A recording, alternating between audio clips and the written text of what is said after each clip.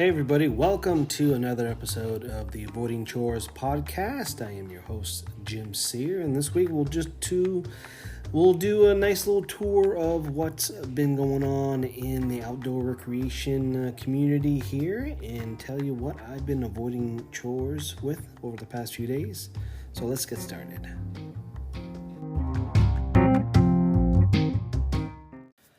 And let's start off with the Q&A segment here. This is a collection of comments that's been posted on my various YouTube videos and give a little bit of a more expanded answer. So we got a question here from Fly Hoovers, and he posted a comment here on one of my Garmin Instinct videos. So he was really looking for the activity options where when he's setting targets, that will automatically stop the activity or the recording when you hit the certain distance.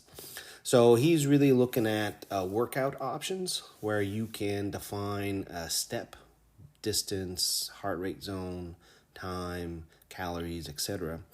And in that workout, typically, when you do set up one of those workouts, let's say you go long, for example, you won't record that. So it doesn't necessarily stop automatically. The activity still goes on. It's just that when you hit the end of the step, it won't record. So what we used to recommend people doing is, let's say they're doing 10-in-1 run intervals. And we would just say to people, just set the laps to like 99 sets of 10-in-1s, and you hit stop when you're done, right? If you have 5, that's great. If you have 6, you have 10, whatever. And that's why sometimes these targets are a little bit tricky. It works really good when you're doing high intensity interval training where you have very specific steps. The other thing you can do is also add a cool down lap.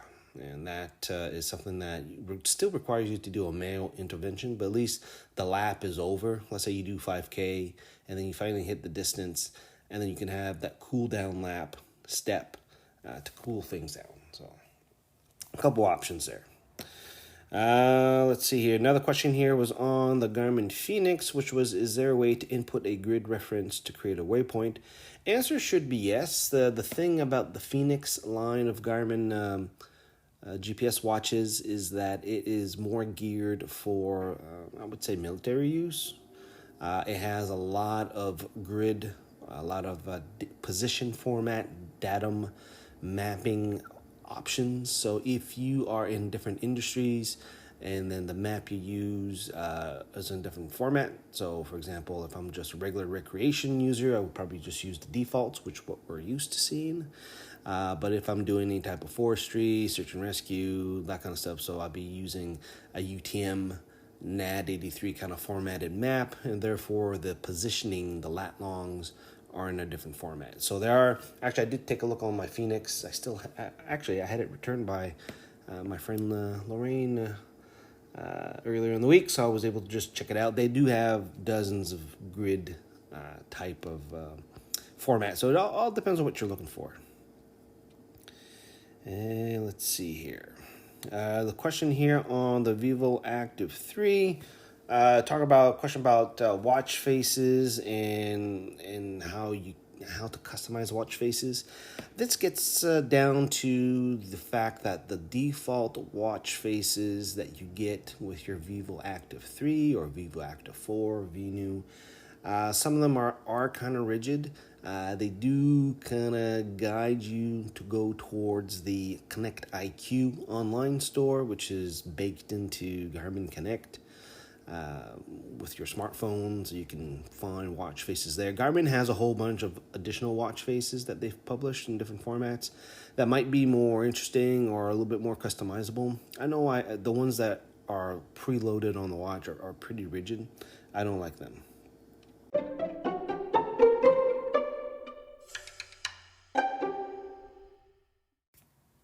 It is June 6th, 2020, and Nova Scotia is slowly reopening. As I mentioned last time, things are slowly getting up there, and today it marks the big day. A lot more businesses are opening up, and next week we'll have even more. We'll have some return to daycare, which is great for parents who are just about at their wits' end, trying to balance work and kids, and and at least for us on our side, it's not doing the best on either side. But anyway, one of the big things is that we'll have camping, and that's one of the discussions we've been having lately is on what we're going to do for summer activity. So June 15th is kind of when campgrounds are supposed to be opening. June or the next week, June 8, 9, 10 is basically they're going to stagger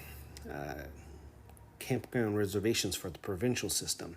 Now, interesting thing here, if we take a look at campgrounds in Nova Scotia, obviously they haven't opened up travel between the provinces, so it's pretty much a staycation this year for a lot of people. I don't think that's going to change. It may change maybe later in the summer, but I don't really expect it to do it right now. So, for example, we have national campgrounds. So like I mentioned last time, Kijimukujik National Park, there's no front country camping this year because they're doing renovations on the washrooms and showers, replacing them all with brand newer facilities, which actually looks pretty nice. So therefore, the only option you have at Kiji is backcountry, and that's about it. That's not a lot of stuff. Actually, it's a lot. They updated their website last week, and they've really shut down pretty much everything. They kind of shut down all their group events, canteen shut down. There's a few other things that shut down. So if you want to go to Keji and not see a lot of people, that probably is your best bet this year. Cape Breton Highlands, of course, is looks like it's still there. I haven't seen or heard any major updates on that.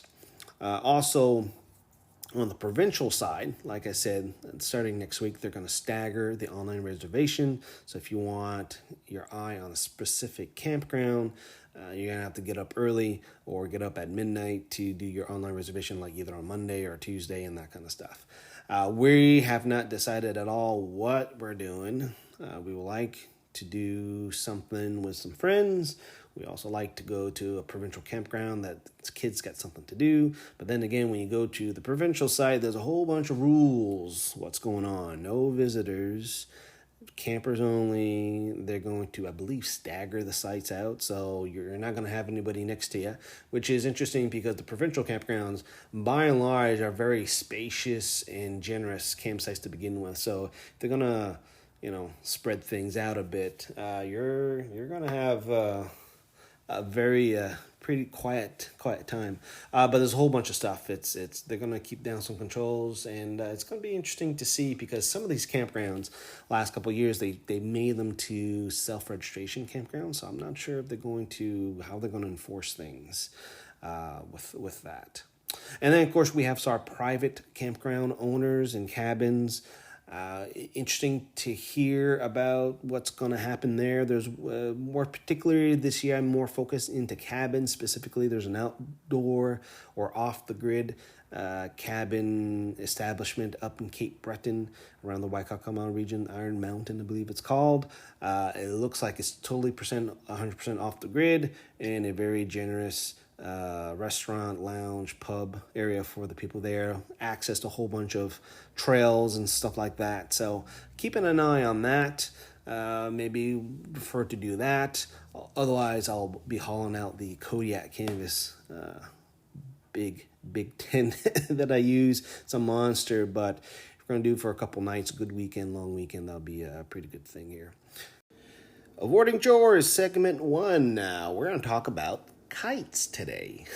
This is probably a topic you probably wouldn't expect from me, but this is something that I've been kind of started last summer. This was an impulse buy purchase. We were down at LL Bean down in Freeport, Maine, and we were in the camping section.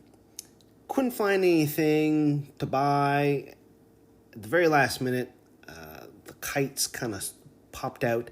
I was previously researching them. This was before I picked up a DJI Mavic drone. I was actually looking at, they used to take aerial photography with kites, and then I got into this whole rabbit hole on YouTube on kites, but then I kind of zeroed in on a manufacturer and with a couple of kites that kind of was in the back of my mind, but I kind of forgot about it until I went to LLB and I saw it right there. price point was well within where I wanted it, which was, I think it was around $25 or $27. Anyway, I picked up the Pocket Flyer. This is a, I don't know, 4 square foot kind of, or 5 square foot kind of kite. It's a parafoil, meaning that there are no solid or rigid parts to it. It's all just fabric. And it came with 200 feet of line. And it comes in a very compact package. You can actually fit it in your back jean pocket. Very compact, very flashy colors. Picked one up. And the benefit with these parafoil, and let me describe you what it is. Just take a sheet of paper and basically hold it up portrait format. And on each side in the back, you have 2 little loops, kind of like 2 channels. And that's how the parafoil kind of works when it gets into these baffles or I don't know, these things. Anyway, the point is that it's very easy to take off, doesn't take a lot of wind, and also provides a very stable flight. And because of the size, does not drag or pull as harder as larger kites. So therefore, it's actually pretty good for little kids. So if you're afraid of getting pulled off or letting go or big push, you don't actually have that problem. So I've been flying it here on and off here in Nova Scotia. Obviously, it's nice little wind. It's always breezy, always a spot to do it. So I've been finding going to the beach when I'm happen to be out is actually a fun time. And I've been having such a relatively good time with it, I decided to go and order. I had some Amazon credits. Order some the next version up, which happens to be the Bora 7. And I wanted something just a little bit bigger. It still is a parafoil. It's a different design of parafoil. But this one's a little bit bigger. It's a 7 square foot kite. So it's a little bit bigger. It does have a little bit more of a pull towards it. So I'm just going to be very interesting to see in the next couple weeks once I get my hands on it. I just got a notification that it got shipped here. So hopefully I will get it in a couple weeks' time and I'll be able to do a little update or at least post something on the website. So, yeah, overall, and I haven't really touched kites in about, 30 years or so. And I found it to be quite pleasant, and the kite is actually very easy to set up. And just a couple things. Obviously, there is a right way and a wrong way to fly the kite. Got to have the kite lettering facing you. If it's inside out, it doesn't fly as well, obviously. But once you have it there, you really don't need a lot of wind. You don't need to, lay it down on the ground and go like 30 feet and do a running start. You can just literally, if the wind is strong enough, you can just launch it from your hands. The wind, obviously, if you're able to fly a drone, that's pretty much the range where the wind is supposed to be. If it's a little bit windy conditions, if it's too windy for a drone, it's too windy for the kite just because of the size and the line, the tension in the line. But otherwise, I'm having fun flying a kite, and also the kid, she likes it, so it's always a little fun. And plus, like I said, it doesn't have that big drag or pull to it, at least the Pocket Flyer. So it's really good, fun for her. So anyway, I'll post a link here in the show notes so you can go check that out. And another thing that's going in the outdoor recreation world here locally, this weekend we have the free fishing weekend. Basically what that means is to encourage people to try some sports fishing in lakes or rivers this weekend. Of course, by the time you listen to this, it will have passed, but they basically will encourage people to go out and try fishing this weekend. And we don't have to worry about getting a license and all the paperwork for that. Limits and catches, that kind of stuff will still apply. So it's a nice opportunity to get people out there. They've done quite a bit of work here on the sport fishing website. They have a very nice interactive map. I was going over that because somebody was asking a question online about barrier-free access, which is basically if you're slow mobility restricted or in a wheelchair. And on the interactive map, they had a very nice view, including pictures of all the barrier-free places that you can go and do some fishing. And also serves as a boat launch or kayak launch. So I was going through all that, devouring that, and making note of these locations. So it's very nice that they're using the mapping tools to provide some of that information, and also all the other types of fishing you can do. They do a nice job here as to tell you what's being stocked, what's not stocked from the fish farms, I guess. And so yeah, it's pretty interesting that way. Into fishing, I'm not really into fishing, to be quite honest with you. It's not something I did as a youth, but I do see, I do appreciate the people who like to do that kind of stuff.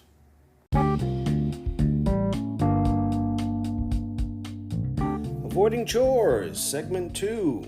Well, completed my first week or big week of returning to some biking. I don't know why I've been holding off on getting back on the bike here. I don't know, maybe it's a seasonal thing that I really want to get in. There was really nothing that was prohibiting me to get back on the bike and get some saddle sores here. But back on the bike, did a couple of nice rides out on the trails. I prefer rails to trails because I ride a fat bike, which is a bike that you don't see very often out around here. I am seeing a little bit more, but it's not the bike of choice for those wanting to go into the mountain bike. And you're probably asking yourself, well, why did you get a fat bike to begin with? Well, I got it last year, and I wanted something that I could just handle more rugged trails. And I think back over the few years where I did take out the bike and did some pretty epic journeys down, for those following me for a little while. A number of years ago, I had set up a challenge down in Kitchimacoojic National Park, part of a geotourism program we had down there. And basically, you had to do a 32-kilometer out and back bike ride on a dirt road. Or the fire road, it was called. Anyway, the road was in pretty rough shape, big rocks. So you would be, if you didn't have anything but a high-end mountain bike, you would have a lot of difficulty doing it. And then I think about all the other trails I like: loose gravel, sand, rocks. So at the time when fat bikes were starting to become popular and vendors were starting to make their own version, or basically taking a mountain bike and just putting fat tires on it, that was kind of what I was leaning towards. And since then, I think things kind of quieted down. That rush to make these poorly designed fat bikes that kind of suffer. You don't really see a lot of them now, and those that you see are fairly expensive, no joke about it. Luckily, I found a 2018 version of a Garneau Gros Louis 2, and picked it up last year. Had a pretty good discount on it, so it's pretty much mid-range. Some of the reviews I saw on it, basically it's a mid-range bike but above average parts, which is good for me, and it does exactly what it's supposed to do. It's a very decent bike when you're on loose gravel, sand, rocks. The fact that it doesn't have any shocks because you have these really thick tires, balloon tires that you're supposed to play around with the pressure. A lot of people will say, you got to be under 10 pounds or 5 pounds or whatever it is. Those low temperatures really are dependent if you're going to do the winter biking, and that's really what the fat bike was designed for, was to ride on snow groomed trails, which I haven't had a chance to, because I was working in Calgary for most of the winter. But once, if opportunity arises where there's a groomed trail where I can ride the fat bike, I would do it. You'll see this mostly in national parks starting to develop. Kuchikabugak here in New Brunswick, they've been offering fat biking for a couple of years now, and basically places where you have snow, they've slowly established the fat biking environment or rental so that people can at least enjoy that part of the activity in the winter. And of course, I was working in the previous winter, I was working in Quebec City, and I saw a lot of people ride their fat bikes in the winter. It was pretty interesting. Maybe in that kind of subconsciously made me want to buy one because I did get in Quebec City later in the summer. But I've been gearing up the bike. I kind of like the touring side of things. I'm not into the racing. Not to say that the bike is not fast. Once it gets its momentum, it is pretty fast, pretty big tires. But I like taking some nice big jaunts. So right now I've been building on my workout routine, which is basically getting my butt enforced or stiffened up there so I can at least ride for a couple hours. Also building up volume, so I think I'm up to 15 kilometers, which is not Doesn't seem big, but basically I've been working on an hour and a half, kind of long rides, and then slowly building that up over time. Couple gear items. I've been ditching the backpack because I find it more comfortable to be more free when I'm riding, but I do want to carry a few things. So I kind of invested into a bike roll, which is a dry bag that you hook up to the front handlebars. So it's not like a bag that you attach on your seat or on the sides. It's pretty interesting. I like it. I've been experimenting what I can put in it. You can't put really a lot. It's a 10-liter bag, but you can fit a few things in there. And you can fit, for example, a compact camping chair. All the ones that fold up really small with these little thin aluminum rods. Those things, you can fit that in. You can fit in a jet boil, an extra rain suit, and some food, and was something else. I think a bladder, maybe some water if you really wanted to. Now that starts to get a little bit heavy and does affect a little bit of the handlebars, but I've been kind of riding a little light with it when I started out here the last couple weeks, and I kind of I've been putting basically my water bladder into the roll bag, so the tube I just kind of thread it out and take a sip from that. I find that very more convenient than a water bottle, or when I used to have the bladder on my back on the backpack. So that's a little bit good. Ordered some clothing. Last year I didn't ride with biking shorts. I think this year I'm going to do it. Just need that little bit of little chamois protection in there. But hopefully I'll get that next week, and I'll be heading out and building out the kilometers.